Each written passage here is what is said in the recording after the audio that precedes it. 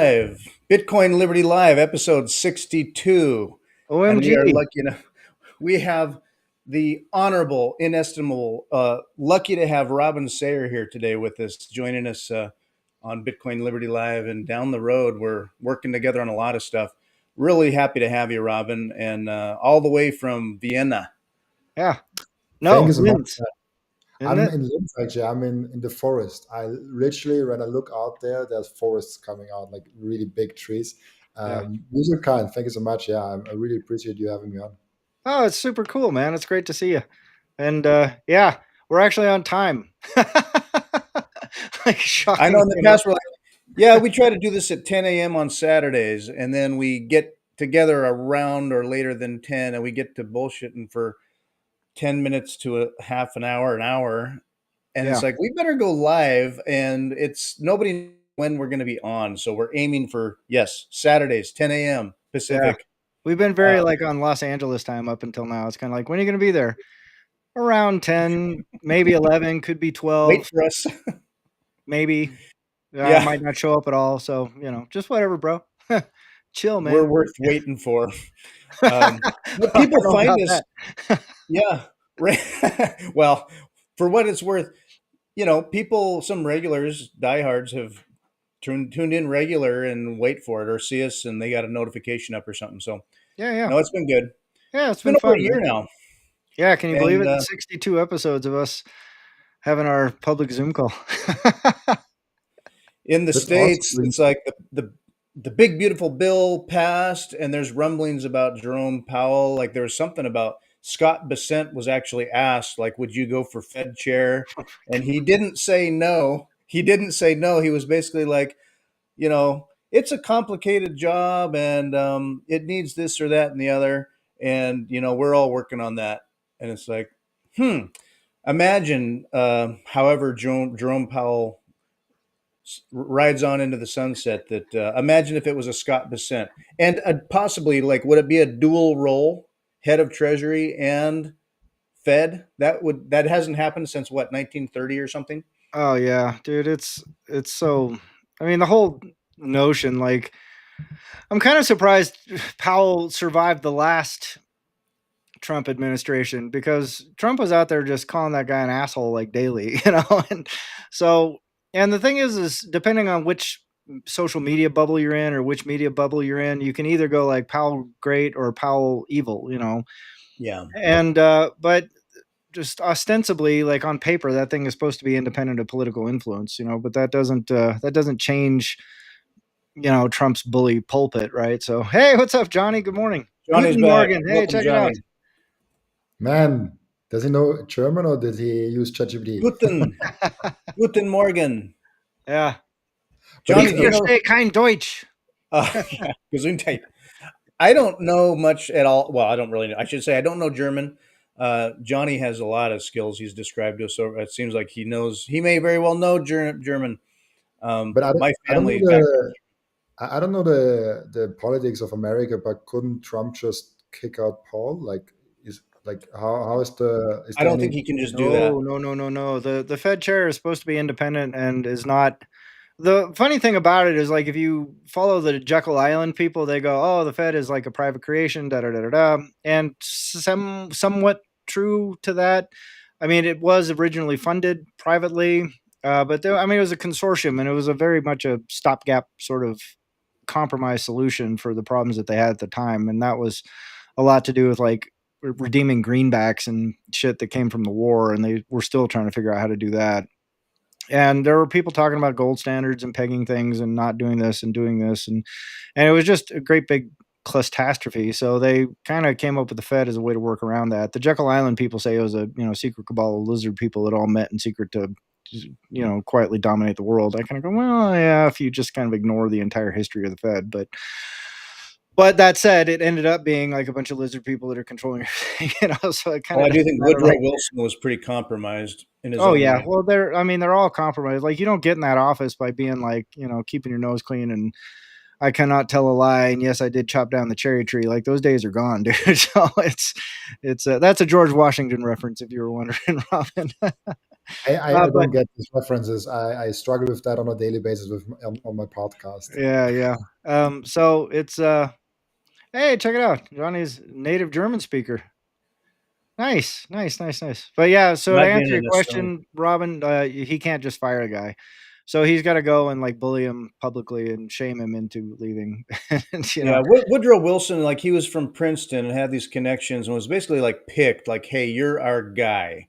And the deals were fixed and in, and part of that was the Federal Reserve and the tax creation of the IRS and all that. So, yeah, a lot changed back in 1913.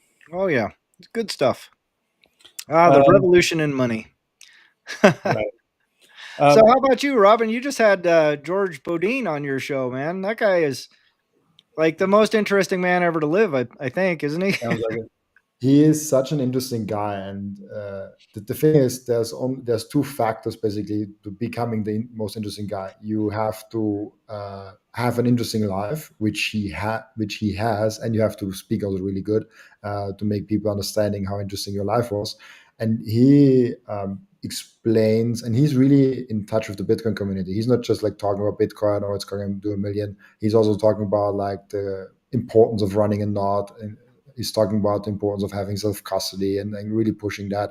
So I think people really appreciate his just like realness with the community. George is awesome. Yeah, I yeah. wanted to ask him, I was curious about as he described his history. It's like, I feel like everyone somewhere in their path gets a little bit hooked or distracted by the crypto stuff. And he might have touched on it briefly, but man, it just seemed like early on he just understood Bitcoin and went all in. I had my traipsings in crypto for a bit of time, just as I was understanding the landscape and understanding Bitcoin, and I think we all mostly did. I wanted to ask you, Robin, like as you became a Bitcoiner and you were working your main job and decided to break free and do this full time. In that transition, or maybe beforehand, did you dabble in crypto or get as you were learning stuff? Were you evaluating that space, I and then how was did you come back? I was in a very weird small shit coin. Maybe I come up with the name. I don't even remember the name now. We shall not speak the names of trade coins on here. It was just like a small gaming coin, basically. They had a really nice marketing team, and I just fell for it completely. I was in it till I think like 2022, something like that, and till then I'm completely Bitcoin only. So ever since I started my podcast, I've been Bitcoin only. So far, Bitcoin only that I don't even really like. I talked with a guy that kind of tries to do in Europe Bitcoin debit cards to like pay for stuff, and they have a zero fiat policy. They make it so that you can hold Bitcoin literally to the last possible moment in self custody. And I like that idea where you just have a zero fiat policy, and just for the last thing where people have to kind of, okay, I have to pay him in fiat, then only then you quickly change Bitcoin to fiat and then pay him. I like that approach a lot, and I kind of go about it in the same way of like, I want to have Bitcoin as long as possible and don't have any fiat without going into debt, which is a whole different topic. Indeed. Well, that's what fiat is built for, right? Like it's 100% oriented towards getting you into debt. So yeah, but that George interview was great, man. I mean, it was really, he's such a fascinating guy. I think you left one of the key characteristics of being the most interesting guy on the planet is you have to survive too. you know, Right. and like I think that guy has sort of, if he's a cat, he's only got about 2 or 3 lives left, best I can tell. But yeah, I mean, just super humble guy. And when I was seeing him kind of before he was on your show, like I was kind of like, where is this guy coming from? But he was just always so positive, and he was just kind of like, it wasn't like this typical like, oh, you got to watch out for everything, the world's gonna melt down, and blah blah blah. It was always just kind of like life's good, and it kind of it resonated with me. I really appreciated about him. So He has an extremely positive attitude, and the important thing is being cheerful. And I like the message also what Sale is saying, basically, of like, let's build the biggest building and not let's tear other ones down. I think both will happen. I think like if we just really focus on building Bitcoin, at some point fiat will not make sense anymore. If that's like 10 years, 100 years, 2000 years, I have no clue. But being focused on building the biggest building and not tearing all the other buildings down is like a big thing for me, like being like really positive and cheerful. Yeah, for sure, man, for sure. Yeah, Bodine was very hopeful about the future, and I think he gets that. And Daniel, you were just on Robin Sayr's podcast, just released today, Yeah, and I listened to that. And to your point, the idea of the fourth turning came up. It goes back to your book that you wrote, The Great Realignment, which I had to get my mind around like about a year ago when we were talking about this stuff. I was really coming from a place of a bit of that doom and gloom of stuff's going to just have to break down and fall apart, and then from the ashes Bitcoin will just simply be there. And I realized that's not really how it's going to work. Like we've said before, areas here and there are going to break. If they can't realign, they'll break, or they won't make sense, they won't work. The big system, there's so many big parts to it, they're not going to just collapse. They're going to have, and there's smart people working for them, as they are right now already. They are in the process of realignment.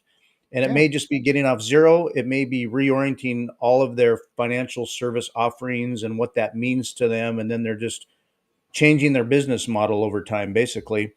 And so that the great realignment really is that it's not a big, you know, bad, bad people make bad times. It's going to just be like, no, it changes, but it's a constant flow and it's going to get better. And for those of us in and on Bitcoin, I mean, the earlier the better, but life will get just better. yeah, totally, dude. I hope so. I mean, that's sort of the working theory. Hey, thanks, Johnny. Yeah, check it out, man. It was actually, I watched it, sort of. I kind of look at myself on camera. I'm just like, really? Who is this guy? What is he talking about? Like, why is he rambling right now? But I mean, hopefully people can get some good information out of it. People, I like bringing a positive message to the Bitcoin space. Just I was on a Twitter Spaces with Dark Side of the Moon. He's a really, really great guy and part of this kind of group that I'm in with. These guys are all way smarter than me, but every once in a while I kind of chime in on one of their spaces, and it's just is because there's a guy, Simon Dixon. I don't know if you're familiar with him. He's a really popular streamer. He's an old OG Bitcoiner guy, but he is always just like, lizard people, everything's about to die. The great chess game is coming to a conclusion. We're all going to be enslaved, mind robots and whatnot. And it's just like, yeah, it just maybe. I mean, it's all possible, right? Like nobody can predict the future. I kind of look at the world and I go, I just don't see it unfolding that way. So This was, yeah, I think this was always the case. You're like if 80% of the world works on a farm, and then you kind of bring the tractor in, people are like, oh shit, like he takes my job, and everyone thinks everything will go to bust, and like the tractor is the only thing that is there anymore. I think it's just like if you look, and I think we made even this example in our podcast, Daniel. I'm not sure where we made this example with flying. Like all of the viewers that listen to our podcast and listen to this live stream, they can probably afford like one ticket to somewhere else. yeah, And the richest man alive, like 200 years ago, couldn't do that. yeah. I don't know like when the plane was invented, but like 200 years, I'm pretty sure couldn't It was fly. definitely within the last 200 years. So it's every invention makes humanity go a little bit forward. The same with Bitcoin, the same with all of the things. So I feel like our life is now better than it was in 1700s. Like Oh, I yeah. have a weird feeling about that we are more hygienic, that we have more technology, that we have a more free life, and all of those places. Like if you want to be a random dude, like if you have the chance of waking up in the 1700s or 2025, and you don't know as which person you wake up tomorrow, which time zone will you choose? Like Yeah. 2025, pretty obvious. Yeah. Oh, totally. Well, I mean, if anyone's ever had a wisdom tooth taken out, I go, just go back about 150 years and see what that process felt like. Because, I've had my wisdom teeth go bad. I had one of them got infected, and I was miserable, and but if you think about like what was that like in, I don't know, 1825, you go, oh, my wisdom tooth is bad, you might die. Like, it's not like you go, oh, I took some pills and I was sick for a couple days and now I'm getting better. And then, the dentist like very gently put me to sleep and then yanked this thing out. And then I woke up and I had to put cotton in my mouth and I couldn't eat solid food for 3 days. Like, those were not your problems then. You're just like sitting there suffering for like weeks going, oh Hope God. you don't get infected and die. And then if you don't get an infection and die, and then you got some butcher who's sitting there in a barber chair, just like, I think I can knock that out. Let me just get my my hammer and my chisel and I'll just poke that thing out real quick. And it would have just been dreadful. It was like short, Shot of brutish, and whiskey. nasty, And so like if you had no problems, if you never got sick, if you never, then life was still rough. I mean, you're carrying stuff, you're working, it's hard. It's a hard existence, So The yeah. worst of what I see and what's been happening is like I'll see like the middle class getting pulled down, like with inflation, money debasement, things getting more expensive, and the Cantillon effect, where the money just trickles down, but it doesn't get to us all, or it's more expensive for us to use. There's a divide in the middle class where there's a wider and flatter lower wide base, and then those wealthy at the top are doing better and better and better, and so there's like a divide in the classes, and there's no good solid big middle class the way we remember thinking of it. So I have that concern. Bitcoin fixes that. My biggest angst about the legacy financial system has been this stretching of the middle class, pressure on the middle class, and you see people slipping downward. In my job, I see folks on the street and stories they'll tell, and the drugs are worse, and the money is worse, and the fiat food is worse, and they slip into that, or they get accustomed to living in a box, or they get accustomed to homelessness. So I see it, and I deal with it at my work. While wealthy or other people can, spiral upwards. Yeah. They Bitcoin can manage their addictions way better. yeah. Now my time preference is much better. I could say, categorically, you can look at between addiction or mental illness and other things happening. A lot of the folks that I manage, there's a definite time preference problem, impulse control. Yeah. But there's that. But Bitcoin fixes that. That's where I have hope, because like in my family or friends that I have, if they get to complaining about how the state of the world and how things aren't good and what they're, and it's like, okay, step back for a moment and look at the lives we're living. There are hardships and we deal with hardships, but between technology or certain life standards and accessibility of stuff, like you said, we have access to so much more that it has healed a lot to us. Or you could say it's easy for us to complain when we kind of have it pretty good. Not that there aren't concerns. Yeah, for sure. Well, I mean, like what Robin was just saying, like, 100 years ago, try getting on a plane, right? Yeah. I mean, the Wright brothers did it, but that took some building, But yeah, I mean, even in 1950, if you're going to fly across the country, that's like, people go, oh, like, how come we can't have this anymore? I'm like, you can, you just got to pay $10,000 per ticket and have 20 people on the plane. So, it's like, yeah, they used to have like dinner service and you had a smoking lounge on your plane or whatever, but that's because that's the only way they could afford to fly the damn thing, And nowadays it's like routine, like Robin just said, I can literally go down right now, drop about 600 Uncle Sam bucks on the counter, and I could be in Europe like in 12 hours. And you go, that's just remarkable. That's amazing. What an amazing thing. And so, yeah, to your point, Fritz, like, the middle class is definitely getting stretched out, but that's kind of the nature of the competitive resource game, right? So I think Bitcoin fixes that. It protects everybody from that debasement, and that's the thing that, when you talk about somebody getting squeezed or reductions in quality or, the food's getting worse and all this kind of stuff, I don't think those are intentional things. I think they're intentional in that they go, well, either we reduce the quality or we stop selling as much, or either, like there's a limit to how much you can improve your goods to keep up with inflation, so. Yeah, Johnny mentions air conditioning. Air conditioning for when when Mhm. I've pondered living in the South and I visited the South and I'm like, I could live here. And then in the summer, it's like, oh my goodness, like I just I got to sit in the shade and sip my tea. There's nothing to do. Air conditioning changed the lives of so many people too. Um, but anyway, simple things like that, innovations where we just, yeah, we got it all right. Um, I think people also love to complain about their lives currently and romanticizing the past. I've seen right. that a lot where people romanticize what happened in the past, just leaving out the bad stuff and just only focusing on the small good things. And I love the plane example that you brought, because actually Bitcoiners also make that example, and I'm getting mad at them when they do, because they say like, oh, you see how nice they were sitting in the planes early on and how great those dinner tables were. Yeah, because only the top 1% could fly. Now, the average Joe can fly, and of course, he will not fly as the top 1%. And it's the because at that time the normal person couldn't even get on to this plane. So I think there's a lot of nuance to it, and people are just complaining. And even Bitcoiners are not free from that complaining sometimes. Yeah. Well, Yeah. like you said, I think people really do romanticize the past a lot.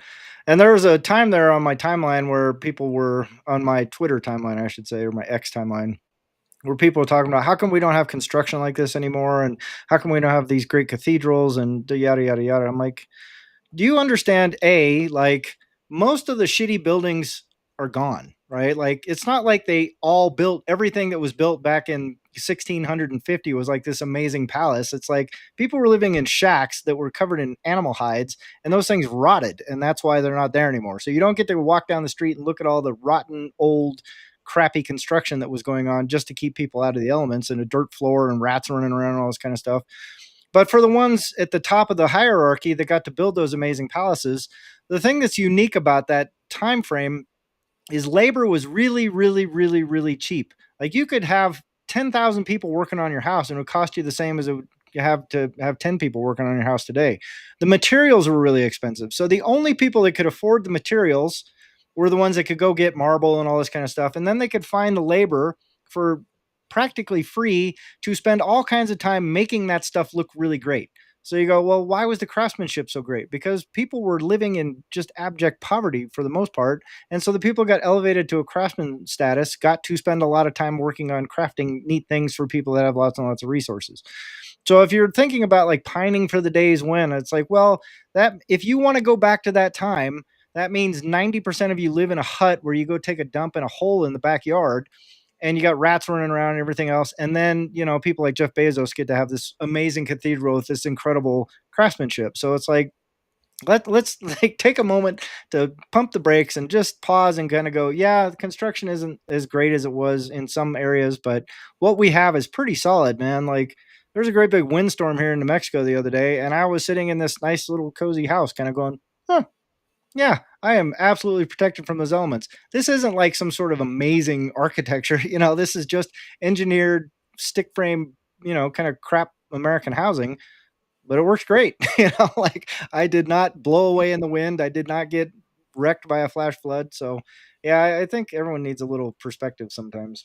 Yeah, especially in America. In America, we sort of get used to what it's like here, and I don't know how it's like in Vienna or Germany, but we're sort of used to a certain, uh, a lifestyle. I think I could be living in Ukraine right now. My great grandfather. Now my family started in northern Germany, well, maybe Cologne area. Excuse me. And for whatever reason, fled south and then east and settled in Kiev for a moment, then went down to Odessa to the south. And turn of the century, back like 1908 or something, they fled and they took a ship to Ellis Island and then made a beeline for whatever reason to Nebraska.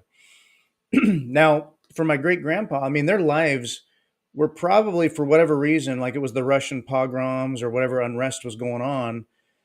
They were like, we got to leave. We got to flee. We literally, what we have on our backs or we can carry in our suitcases, we're getting out of here.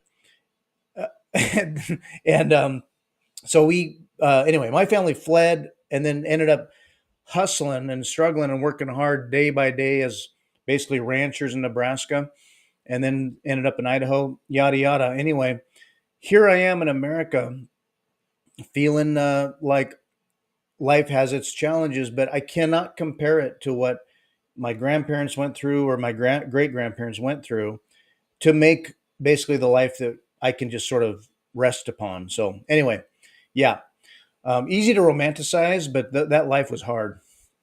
And there's this interesting element that the money in the last 30 years actually got worse. Like the money Yes, that's supply and true too. inflation actually got worse. But technology is so good that it actually makes up for a lot of shit. Like it makes up a lot of good developments, and makes it really good. Uh, and without the deflation, I mean, Jeff Booth goes always on tangents on that, and I love that, where we measure inflation not from 0 point, from like what we actually would have had from deflation.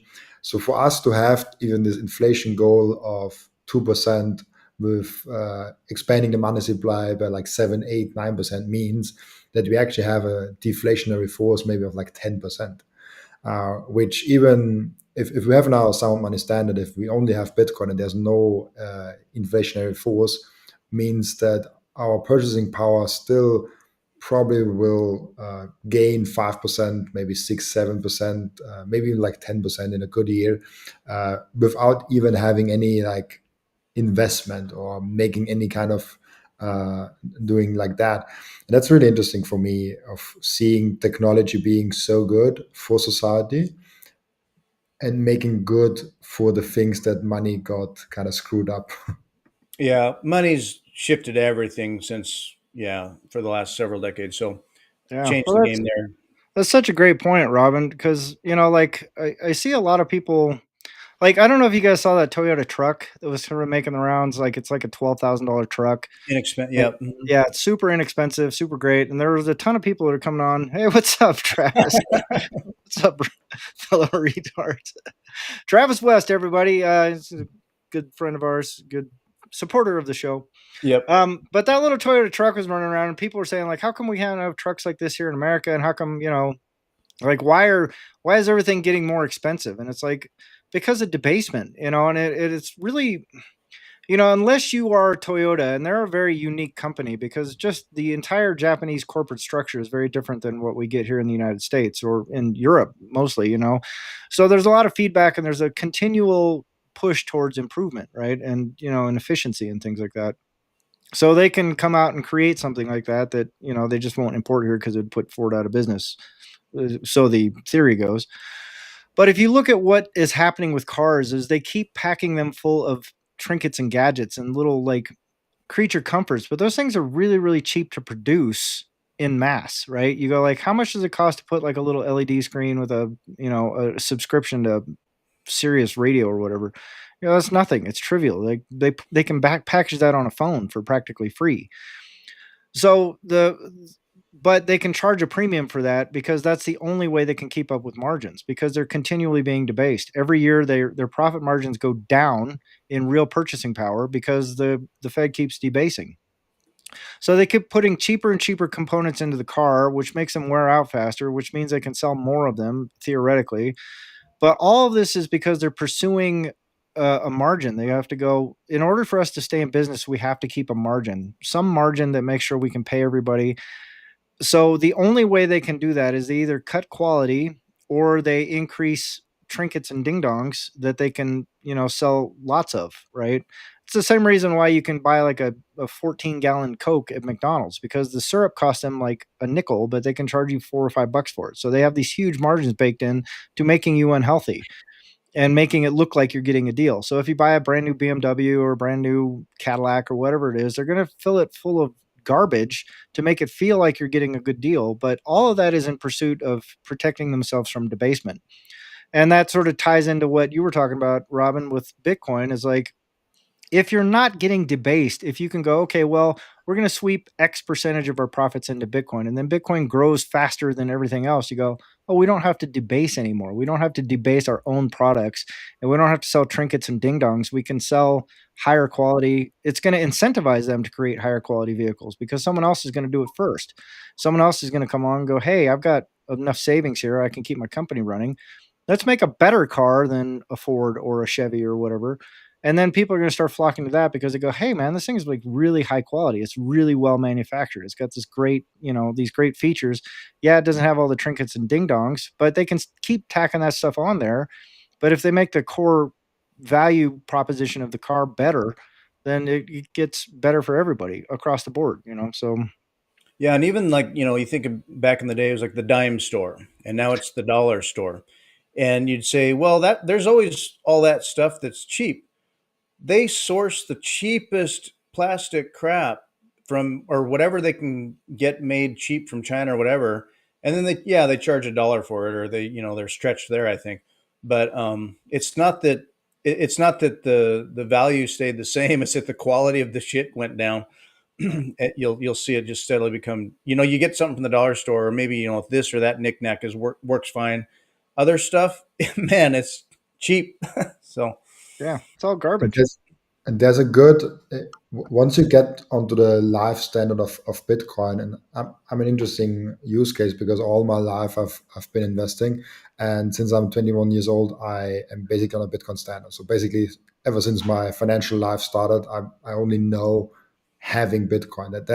That's my frame of reference, and seeing someone just like saving like $100 a month, then like $200 a month, it really improves your life dramatically.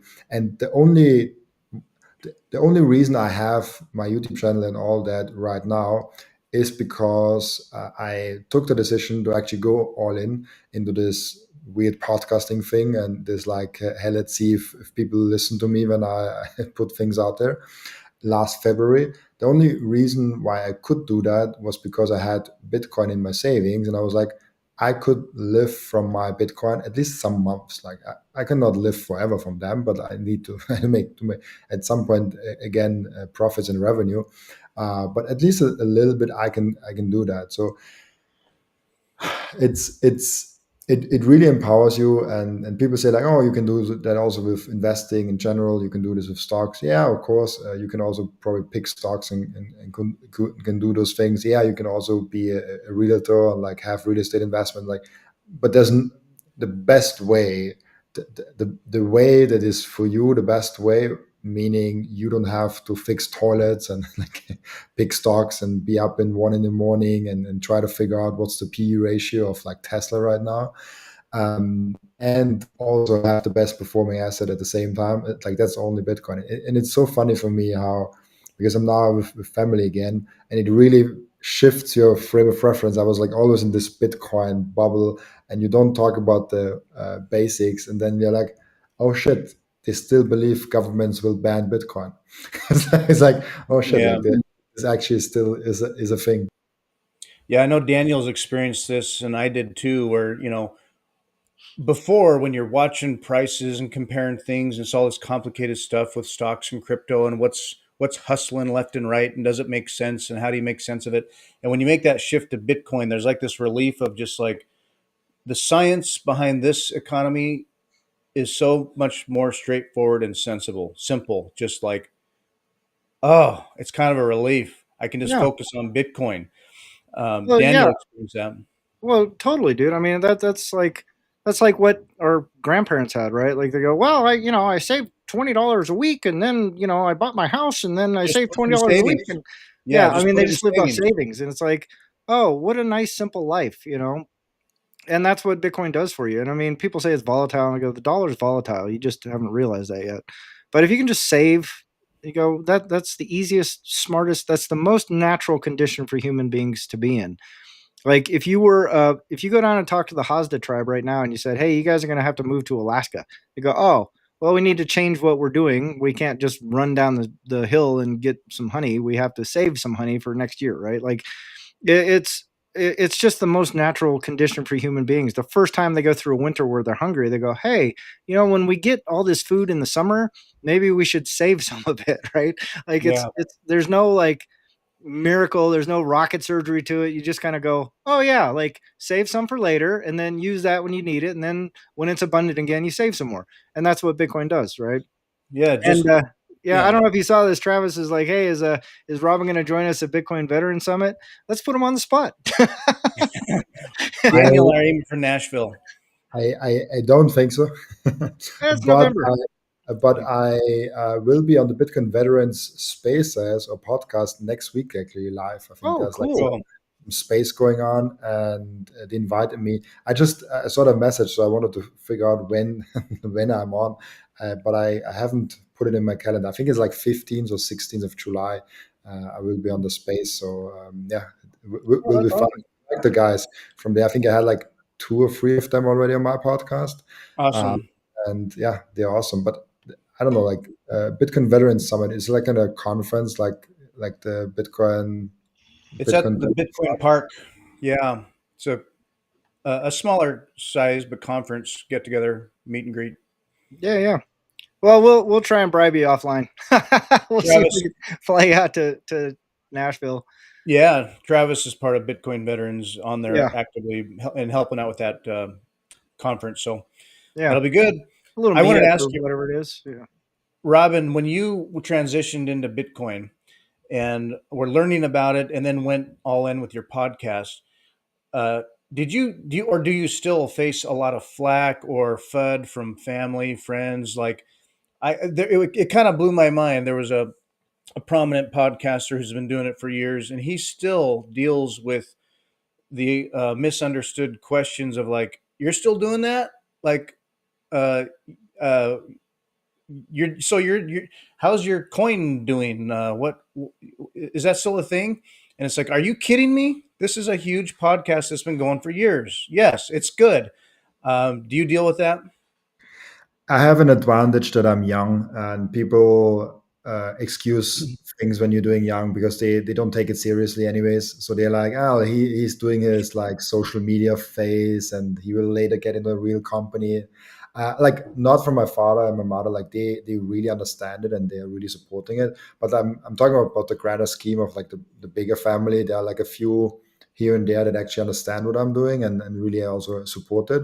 But most of my family, they're like, yeah, he's kind of young. He's doing his Bitcoin social media phase, and he will It's a he, phase. he will grow up and he will then go ahead and do software engineering at some, I don't know, weird company. I Someday he'll. don't, but it's their thing.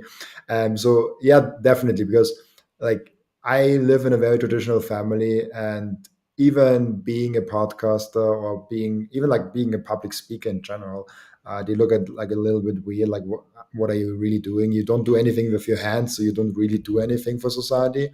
And then on top of the weird thing that I'm doing it with Bitcoin, which is a scam, obviously. Uh, and so there's like multiple layers that I'm hitting. And in general, I'm a kind of weirdo. I don't smoke, I don't drink.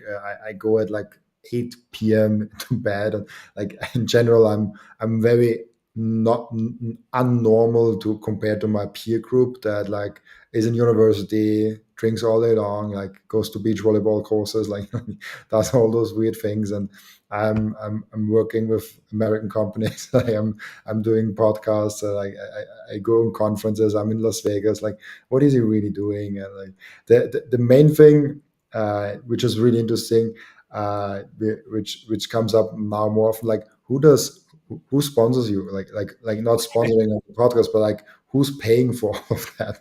And I'm like, I do. Like I have income. Like I'm not doing this for fun. I'm like actually having a small business here.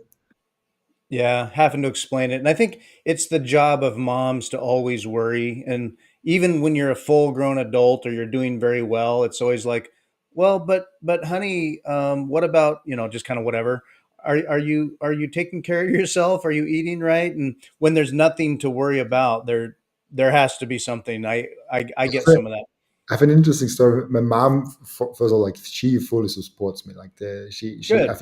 I think with my mom, she's the best person in the world. I could literally sit in my room and do nothing, and she pays for everything, and she would still be like, "Man, you're the best son I ever had." Oh, Like you lucky. just like that kind of a mom. But I kind of tried to explain to her what we're doing with MicroSeed, and she's like, "Wait, can you explain this again to me?" And I was like, "Okay, let's take a different route. Let's say you remember the gold rush from the old days, and you can make a lot of money by just like holding the gold. But also there were people selling the shovels, people like kind of facilitating the gold thing, and that's what you're doing with MicroSeed." Yeah. It's not accurate, but that's how I got her Good to understand. analogy. Yeah, it's a pretty good analogy. I mean, like I think the people, the only thing with the shovel sellers was they were kind of like they were more like hustlers, right? Like, and the gold rush was a fiction, for most people. Like, a handful of companies went out and made a truck ton of money, and then everyone else got wrecked. Whereas with Bitcoiners, like everyone that kind of goes out and gets into Bitcoin starts doing a lot better, like almost immediately. And so for MicroSeed, like it's a little different just in the regard that we're helping people protect it. Like we're helping people not only like because we can't help people get the gold. Like you got to figure out how to get the gold yourself. But once you have some gold, we're giving you a way to make sure that no one else can take it from you, and make sure you have some options around keeping it and things like that. So, but I love the analogy. I think it's pretty close. It's pretty spot on, right? Like there's And there's people coming. I needed like 10 minutes to explain to her, and then I was like, "Okay, I'll switch to a different gear." Yeah. And Yeah. she's I've, the I've, best. I've Love it. explained it to my mom that way too, where it's one thing to Wait, just, what? Bitcoin is the glory hole on Earth? you know what a glory hole is, right? Yeah, which is why I'm flummoxed by that. That's where all the gold is. Yeah, well, I'm not participating on any side of any glory hole. I don't care Okay. what Bitcoin does. The, What is a Klondike? What is the second one? Klondike. What is that? The Klondike, that's the Klondike region in Alaska or in Canada, I believe. Or there's yeah. big gold finds up in Canada. So Yeah, and people from all over in the states, the eastern coast, traveled across America, got on a ship to get up to Alaska and into Canada, and had to hike up and over like the Klondikes to get down to this muddy little village. I mean, just a mess. yeah, And then they landed, and it was just like, what in the heck? Like, now what? And yeah, all the big claims had been taken up. And in order to get any kind of imaginary claim, you had to go hiking up the creek and hope you found maybe something. But it was just a mess. yeah, And the people that made the most money were the people who were selling goods and services to desperate people. Like, hey, you need some wood, you need a coat, you need yeah, new boots.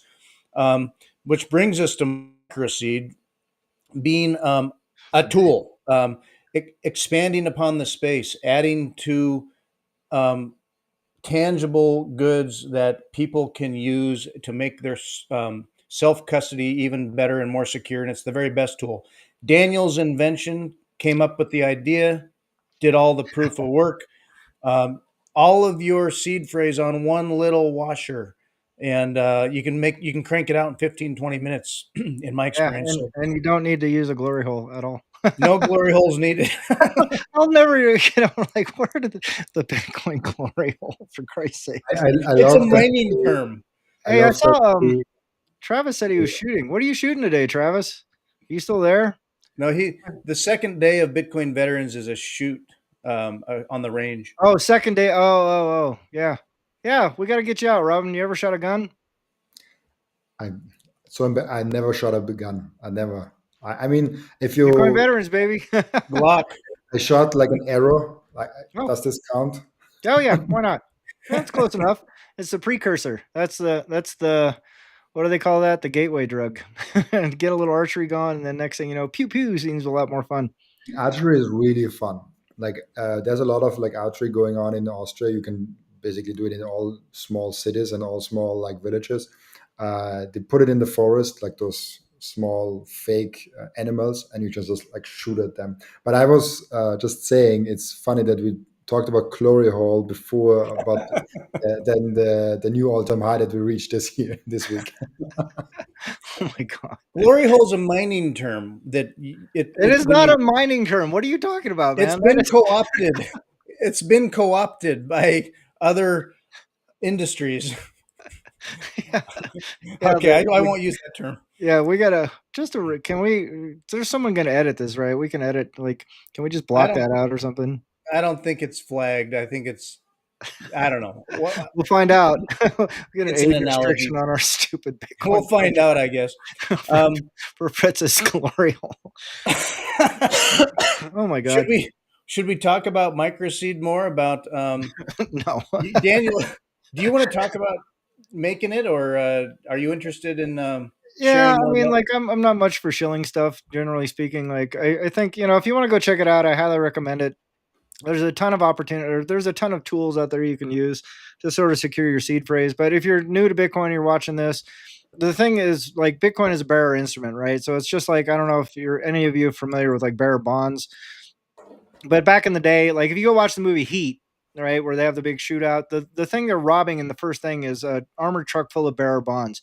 Bearer bonds are cool because you can move money without being identified. Whoever holds the piece of paper can trade the instrument underneath it, right?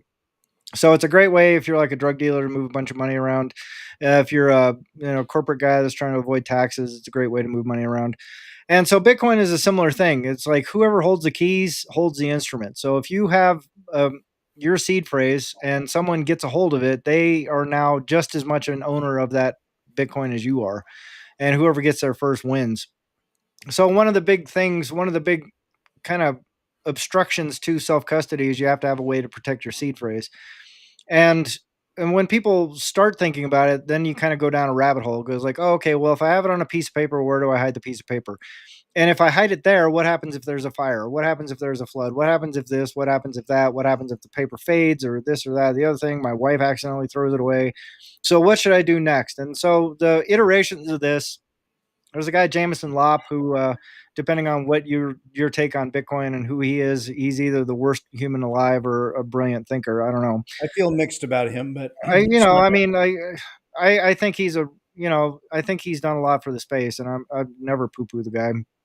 But despite whatever kind of stuff he gets into, it's like that's up to him. But he came out with this great article years ago about how you protect your Bitcoin seed phrase, and he went and tested a bunch of different things and tested the little cartridges and steel plates and titanium plates and all that kind of stuff. And so, when I created the MicroSeed, a lot of it was rooted in that article. Like, what sort of characteristics do you want? For me, the biggest thing was like, can you hide it? Can you conceal it? Can you carry it with you?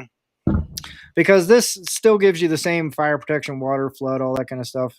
And I've had people ask and go like, hey, well, what happens if there's like a building collapse? Like, how are you going to get it then? Like, it's going to be hard to find. I'm like, it's going to be hard to find anything if your building collapses, dude. Like, if there's 40,000 pounds of rubble on top of your little tiny titanium plate, good luck. It's going to take you a minute to find that. So then you have to start getting into strategies about like, how do I locate this thing and, that kind of stuff. And so with this, I kind of went, well, rather than just having one that gets buried under the rubble, you can have one buried in a hole somewhere. So if your building does collapse and you're in a catastrophic collapse scenario, you don't have to sift through the rubble. You can just kind of go, well, that's gone. I'm just going to go dig up my hole in Idaho that's got geo coordinates to it, and I'll dig up my little steel pipe in the ground and go, hey, here's my seed phrase right here. So, it's about having options. And like I say all the time, it was kind of a selfish invention, but that's where it came from. And so if you're new to this, self-custody is a huge step. When you're talking about your Bitcoin journey, if you are holding Bitcoin on an exchange, you have an IOU, and that's not the same thing as having Bitcoin. And when we started this whole thing, and what I talked about a lot on Robin's podcast is like, this is the most unique, valuable property that's ever existed in the history of mankind. You want to be the person that's actually holding that property, because that's the thing that transforms you from being just another fiat resource to be mined versus a person who has actual sovereign control over valuable property. And that is the distinguishing hallmark of all powerful people throughout history of competitive resource capture economies. Do you have unfettered access and absolute dominion and control over property. And Bitcoin gives that to anybody that wants to go get in the network. So this thing, I keep holding up this little nylon washer because this is, you could literally stamp all 24 words. This could be your bearer instrument. You can take this anywhere. You could literally swallow it if you were really under stress. But it's about maintaining that sovereign control over your sovereign property, your dominion and control over the most scarce, valuable property on Earth right now. So yeah, Yeah. that's what MicroSeed's all about. I think it took me about a year after I was full into Bitcoin to understand that I needed to take self custody. And then I had the words, but then it took me about a year to get my mind around getting over, okay, I got these on this piece of paper supplied with the hardware wallet. How can I innovatively obscure or hide or keep these safe? See you, Travis. Thanks for joining. And Travis helped me out with this. We would talk about like things people did, put them in the Bible, put them in books, scatter them around, share them in different ways or whatever, make them obscure. It's all this security through like obscurity, but not real physical security. And that's where you come to, okay, steel or innovatively titanium. Like, well, there's plates you can get that are titanium and they're expensive. A washer, like Daniel said, you get a box of 50 of them for $5-10 at Home Depot, whatever. Make your own, use your version 1 or version 2 of the kit and stamp them out. It makes it all sort of like realizing, oh, Bitcoin is the way. Having it on a little steel washer, it's sort of like, okay, now this is my way. And now with this, obscure it, secure it, or if you're traveling, if you had it on nylon, like Daniel said, interesting story while we were in Vegas, a company that does, I'll just say, analysis of chains. And they were data analysts. And they came and they were fascinated by the product itself. Just, oh, it's all on one and it's that small. That's hard to see because they provide training to agents and officers who are into security and border patrol and finding this stuff. What they were most fascinated by was that nylon washer. And the nylon washer, it's they were looking at that, saying, we would not be able to see this. Like, game over. Can't. Yeah. It's too obscure. Yeah. And so. Yeah, Anyway. it's cool for that kind of stuff. I mean, that's kind of the reason. It's a shame Travis left because he's actually got a lot of expertise in a lot of this stuff. He's a guy that works at Swan right now in their security stuff. So yeah, he's a pretty cool guy. And thank you, Johnny, for that. Yes, you are correct. They were very popular in San Francisco, the glory hole. I shouldn't have said that. I read a book on the Klondike Gold Rush, and I learned all about it. Very interesting. And there was this imaginary, what do you call it? The El Dorado of its time. But miners want to find that glory hole of gold. So every time I say it, we probably get another ping. Yeah, we're getting banned. No. I don't know. What do you think, Robin? I mean, you've actually had a chance now to kind of tinker with the MicroSeed and kind of see it in person, and it's pretty nice when you. So like, I always come from a standpoint. First of all, like why even Bitcoin, and then it's like when you get to see what Bitcoin is all about, and this. I see it as a complete paradigm shift. I see it as something like I often see it as a fork in the road of humanity, where like we have this fiat thing, we had previously this gold thing, and now we turn into something completely different. And when you go there, you really want to make sure that when you're right, you don't still lose. So you can be right about Bitcoin, but if you lose them or you get them stolen because you don't nicely secure them, that's a really hard. Like that's really hard. I rather have. Oh shit! I have dogs. There's a Rottweiler back there. But if you're right and you couldn't keep your Bitcoin, that's the worst part. If you're wrong, like at least you can be like, yeah, I was wrong, it's my fault. But if you're right and you couldn't keep your Bitcoin, I think that's the worst thing. And I was actually for the lookout always for like a really nice solutions for backing up my seed phrase. And when Daniel explained to me, like, oh shit, like that's way better than what I have. Yeah, you remember, Daniel, when I was on the golf course with you, and like, oh shit, like that's just it just makes more sense for me in that way. Exactly. Like for me, the biggest thing is it's the last thing I need to buy. Like I just buy it once because like people bring it up, oh, it's like expensive or what? Like, oh no, it's actually not. Like if you look like how many you can make with one thing, unlimited backup, that's pretty unique. I haven't seen that. There are reusable ones. I think like 2 or 3 that are reusable, but you cannot make like you can just make one with it. Like you can Right. change it out. Like, and this is like I can make reusable ones. I can even use it for passwords if I want. I can use it for all kinds of stuff because you get the letters and the numbers. So it's a nice thing where you can actually use it nice. But the main thing is really look at first principles and protect your seed phrase, protect your Bitcoin, because this is completely changing how humanity looks forever.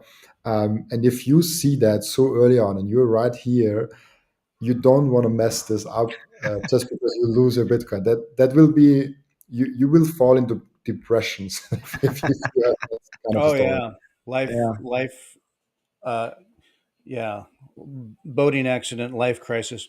Um, yeah, and when you say you mentioned like people have said, well, what if like my I've had people in my family or others say, well, but what if Bitcoin fails? What if Bitcoin dies? I came to a conclusion a while ago that you know what, fiat money and the legacy system, it's just so corrupt and criminal at this point, and there's no way out, there's no fix, there's no like, oh no, we have a new dollar, a better money, it's honorable now. No, it's so corrupt and criminal in my mind that if Bitcoin fails, well then game over, folks. Maybe we go back to gold or a lead standard, um, referring to practicing your firearms.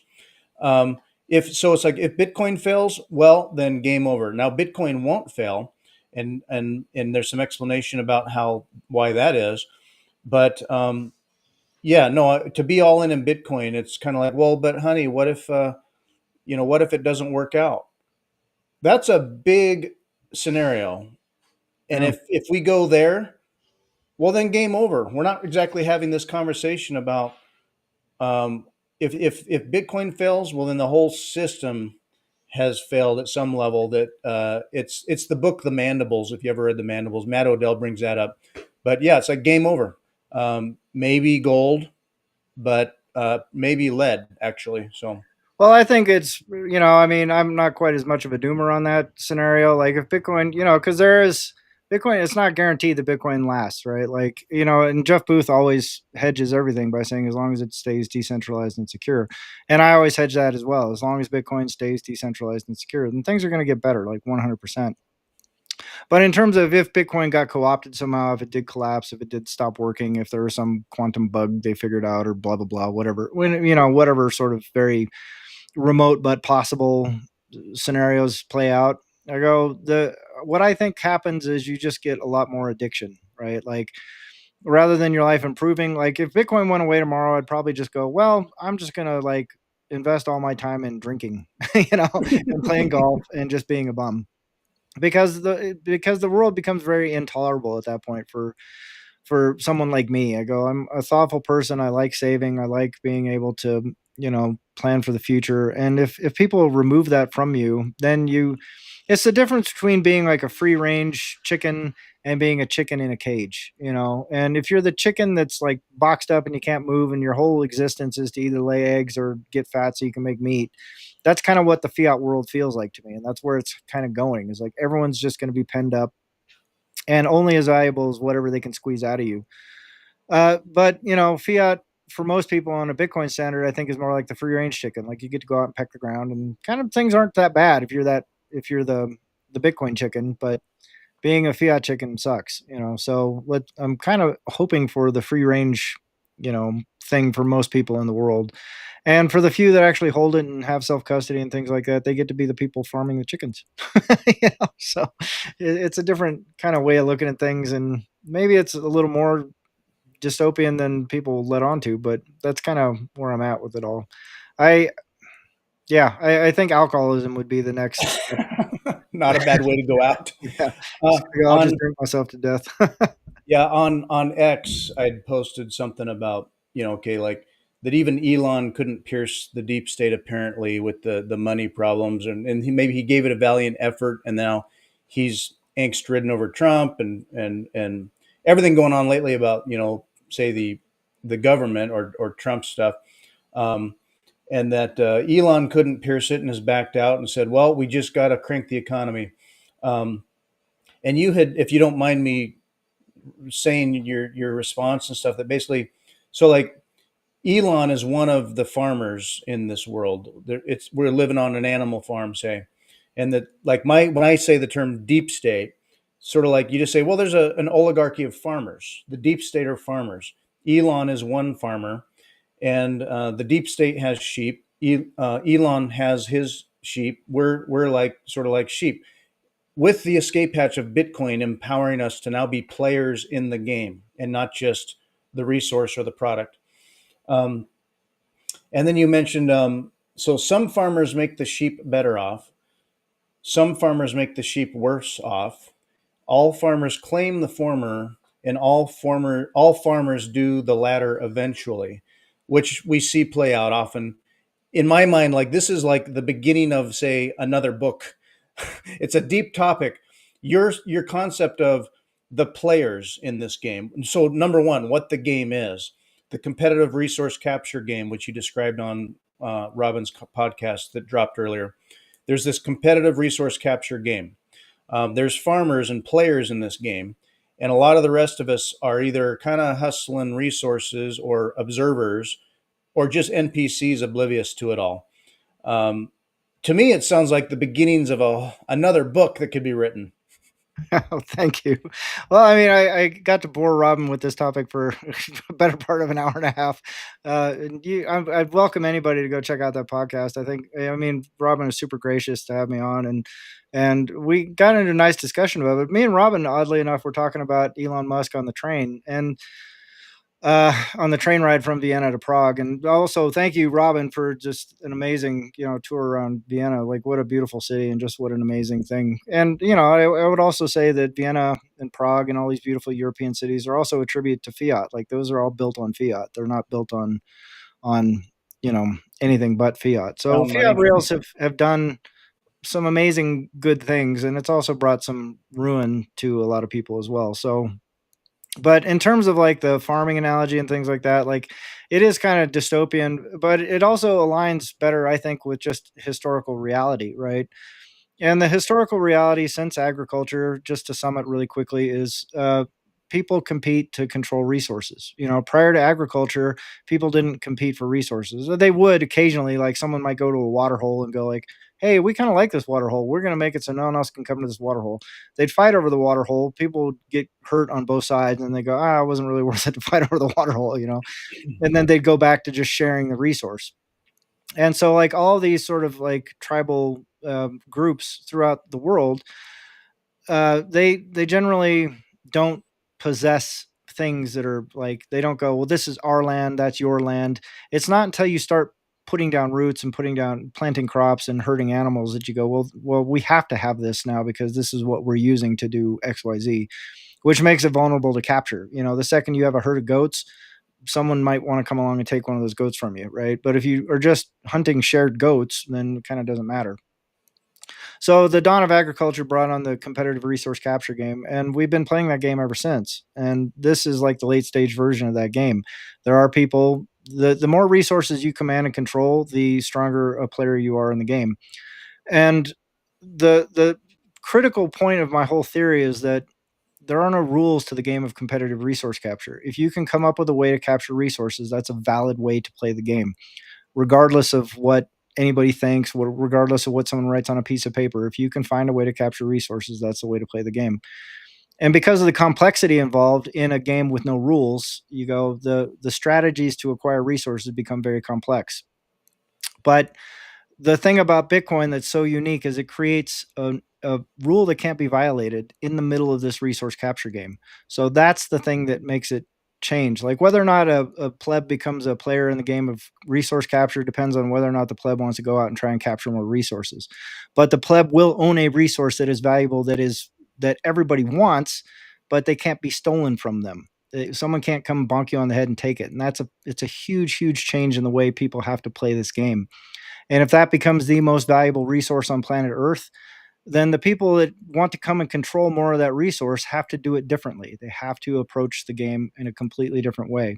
So it doesn't mean people won't fuss over land. It doesn't mean people won't fuss over food and this and that and the other thing. But the most valuable resource, the most scarce resource, is a thing that they have to trade for. And that's the thing that changes the global political economy on a massive, fundamental, like earth-shattering way. And that's why I'm so hugely bullish on it. And so, like, like I think Robin put a thing about it's who's going to be the bigger player, Elon or Saylor, and I go, I think Saylor's got the upper hand here. I really do. And I don't think anyone's going to catch the guy. Like he's already captured such a huge percentage, and he's just not stopping. Like he's relentlessly pursuing the game of competitive resource capture. But he's a guy who got in early and went, oh, that's the resource I need to grab. And once I get that, then all the rest flow from that, So yeah, Elon's got a short window, but he's also got a lot of enormous power. He wields enormous power in that he controls a bunch of other tangible resources as well. So they're big, huge players on the board, but it doesn't matter how many launch vehicles Elon has, he can't capture as much Bitcoin as Saylor has. He's already so far behind that curve, unless he's been stacking secretly in the dark. But yeah, Saylor's got a big fat lead on that game. I asked my YouTube community if they think that Michael Saylor will be, outside of Satoshi Nakamoto, the richest and most powerful player in the world. And 77% said yes, 19% said no, and 4% just said, hey, show me the results. So an overwhelming majority of my viewers, okay, it's like 300 people from the first 4 hours that voted on that, truly think that. And it's kind of massive when you think about resource allocation and the most valuable resource being Bitcoin, and Michael Saylor being the one that gathered the most Bitcoin possible from 2020 onwards to this year. I think like 1.5 years ago, he had like 100,000 Bitcoin, something like that, with MicroStrategy. Now we are approaching 600,000. So the rate of how fast he can get those resources and how fast he can get ahead is dramatically is just really good. And to your point, Daniel, with like secretly stacking, I think that's a really interesting topic, because what if Elon Musk is secretly stacking? That's the only way that he can really literally do it. If he reveals that he does a similar strategy than Saylor, and he actually buys very aggressively than Saylor, Bitcoin price will be at 1 million, 10 million, and going upwards. Because if Elon Musk does that, like Jeff Bezos will also do it. Those people are all connected. If one of those really rich dudes is going something aggressive, all of the other ones will do at least a little bit, like and kind of going with that. It's like this game theory aspect. And this competitive resource capturing aspect that all wants to play in. And so the incentive is to get as many as possible. And the point I was trying to make is Michael Saylor has a really nice position where it's no longer a surprise if he gets another 50,000 Bitcoin. Like people are not, like, he doesn't move the market anymore because nobody is really surprised that he buys Bitcoin. But if Elon Musk goes out and says like, oh, I want to buy a little bit more Bitcoin, all of a sudden, like the market really can move because he is a big player and he is popular. So it will be a lot harder for him to get to 500,000 Bitcoin. I don't know if it's even possible, because you have to think how the market moves. If people see, oh, like in one quarter, the Tesla has 10,000 Bitcoin. Let's say they buy 100,000 Bitcoin next quarter. that will send shock waves through the whole S&P 500. And that's the tricky part of saying like, will someone else come in and like, because right now like Elon Musk is there and then like Saylor is here, just like from like what's the actual net worth and the impact on the world. but he has the better tool. So even if Elon Musk figures out today, which is very highly unlikely, that he needs to get more Bitcoin because he just like has 1,000 other things to do, and we talked about that in the long train ride we had in a loft. I hated that we did not recorded that, because it was really fun to talk. It was like, oh, like he has a Tesla, so he has all the electric cars. He has SpaceX. He can shoot things in the sky. He has the boring tunnel. You see, he can do everything underground. And so Elon Musk is really powerful and really influential. But if he doesn't secretly stack or gets a lot of Bitcoin somehow, Sailor will take him over. Like it's just like at a point of who can do it in a better way. Jeff Bezos, maybe also like all those really like top 10 richest guys, and maybe some like Saudi guy that we don't know, and that he's not on the richest guys list, but he is more influential and stuff like that. So I'm just like really positive on what's to come with Bitcoin, and what's to come with Sailor and all those things, and I just look at a lot of people, and then like, hey, we should get more Bitcoin. Yeah, exactly. And thank you, Johnny. I appreciate that, man.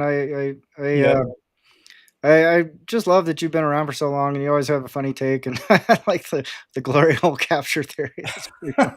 Hey, that's a whole new. That's a whole new book. That's Fritz's Oh, that's another book. That would be a good title. Don't make it the title. Yeah, we should. We could rename our podcast the glory hole capture theory. Yeah, that would get views. Oh my God. Yeah. Moving forward. Yeah. So I just think Elon has all these tangible assets and traction in the physical world for sure, and the engagement and all that. But all he can do in Bitcoin is just accumulate. And meanwhile, I keep half expecting him to post something about Doge. It's like he hasn't gotten over something there.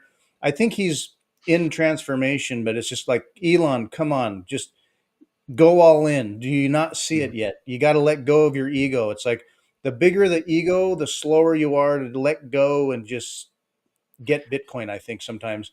He is capturing legacy resources. Sorry to interrupt, Fritz. Yes. Please continue.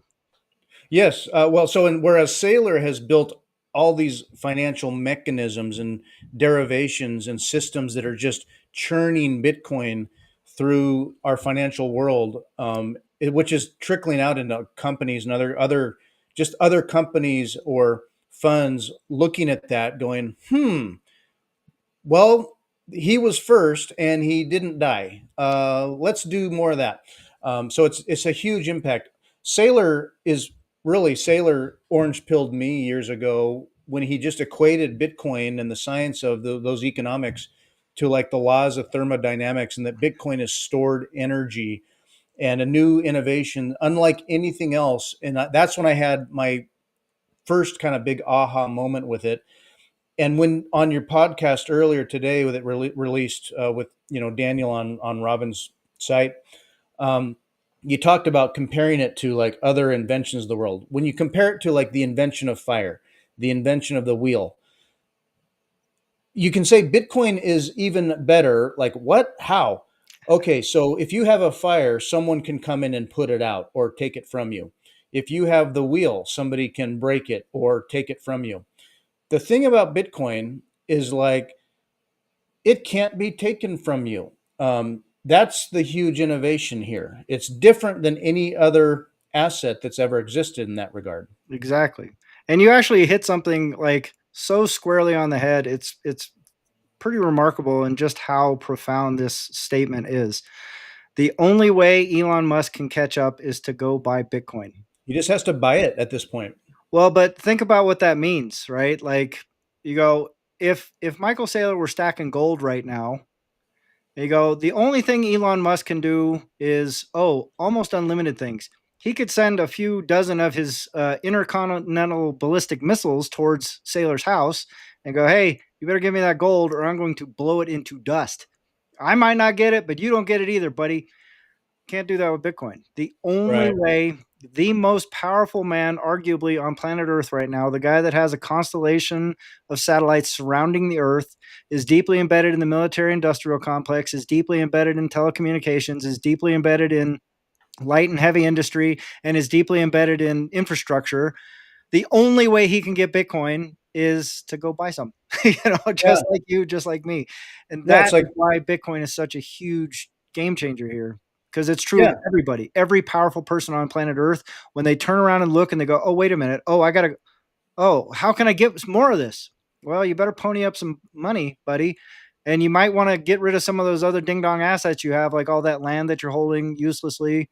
Might want to get rid of that. If you want to maintain your status and your power and your control, and you want to get Bitcoin, you better get rid of all the junk that you don't need and redistribute that down to people that can actually use it for something beneficial. yeah. So, A judge in New Hampshire can't say, nope, you're not going to have that. right, A different thing going on there. But I mean, he's faced that. People can say, no, you're not going to get that. Or, yeah, we're going to take away that.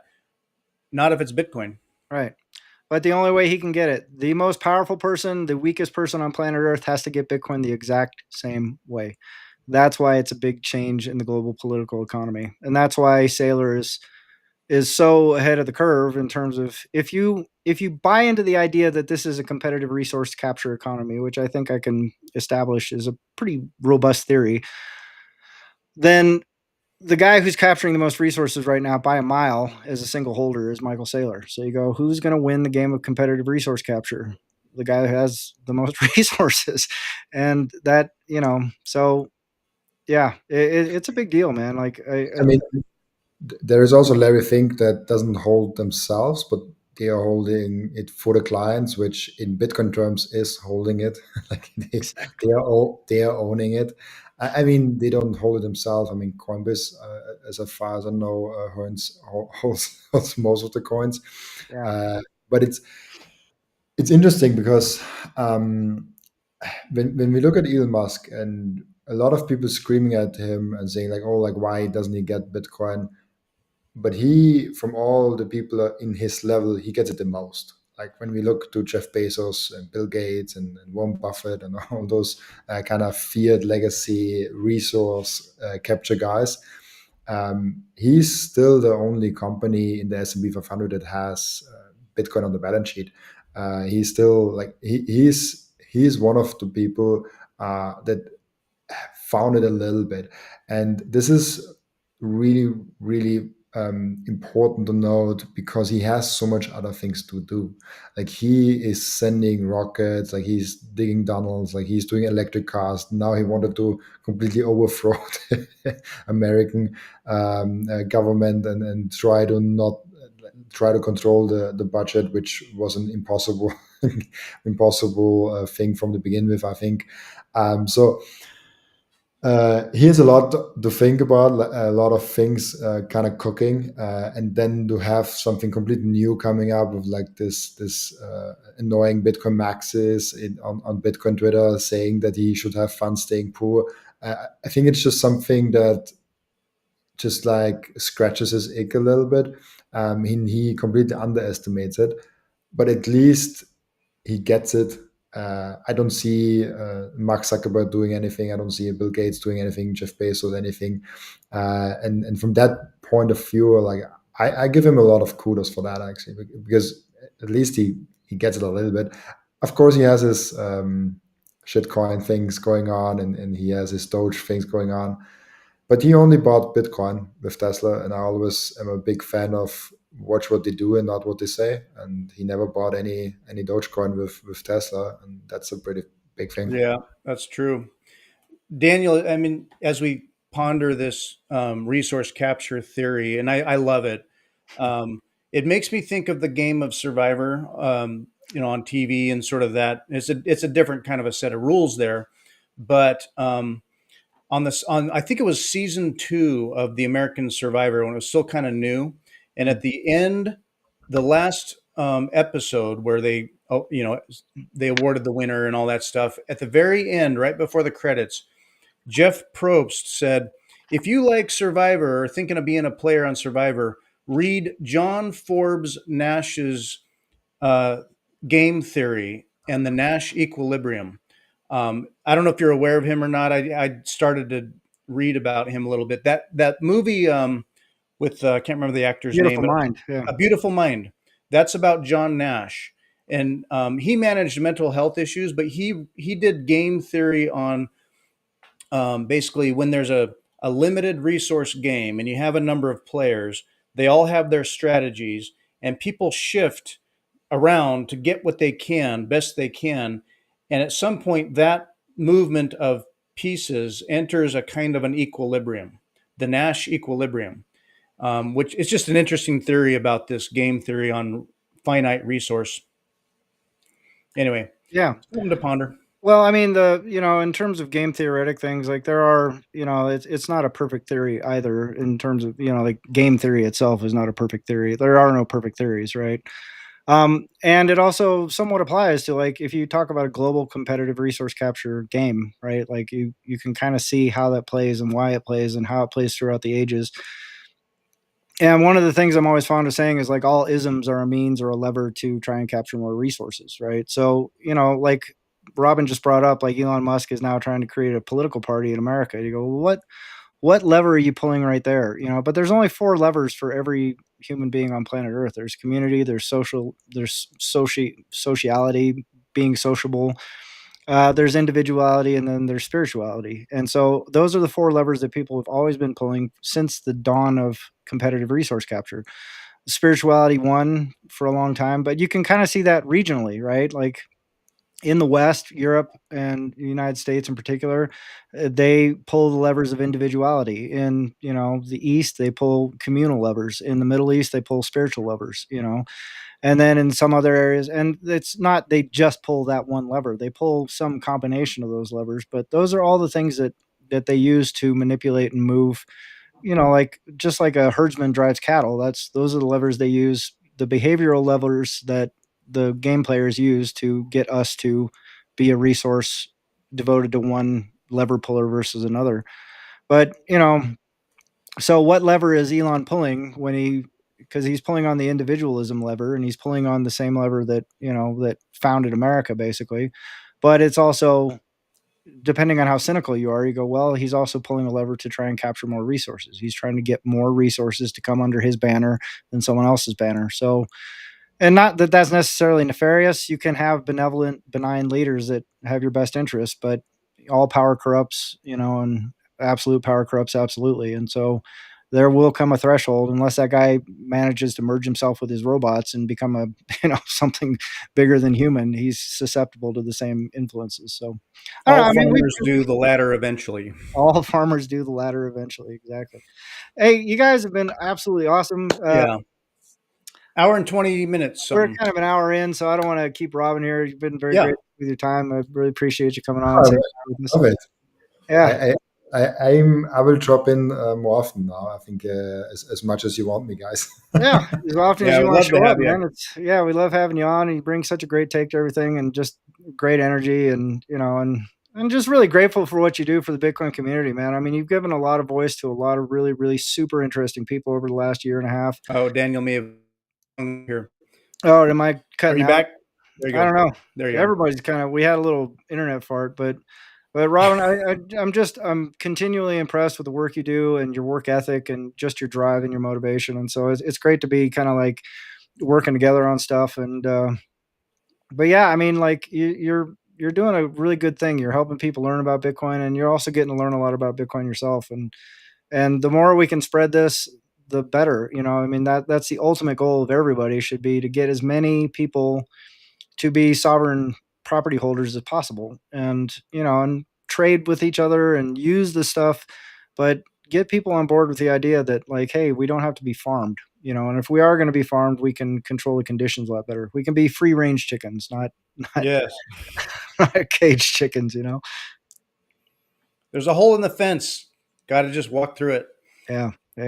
So, all right, good episode. Thanks for joining us, Robin, and we'll have you again. Johnny, always great to see you, sir. Thank you very much for coming on, and and thanks to Travis and everybody that came in and joined us today. Appreciate it. Mm-hmm. Until next time. All right. See y'all. Bye-bye. Bye-bye. Bye. Appreciate you, Johnny.